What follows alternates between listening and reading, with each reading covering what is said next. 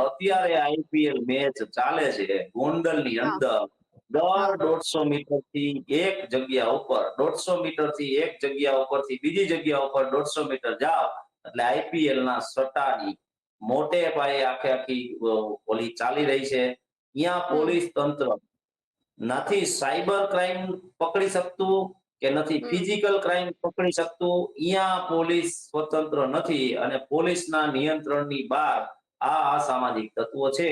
એટલે આ અસામાજિક તત્વોના કારણે આવા જે બનાવો છે એ વારંવાર બને છે. બીજું કે ગોંડલ શહેરની અંદર નગરપાલિકા દ્વારા અને પોલીસ દ્વારા સીસીટીવી કેમેરા જે નાખવામાં આવ્યા છે એ બહુ લાંબો સમયથી બંધ છે. હમ, હમ, માત્ર ને માત્ર આ સામાજિક તત્વો છે ને એને છૂટો દોર આપવા માટે આ તમામ હમ, સીસીટીવી કેમેરાઓ બંધ રાખવામાં આવ્યા છે. બીજું કે આ અસામાજિક તત્વો જે છે એને હમ, ડર નથી. ડર હમ, હમ. એટલા માટે નથી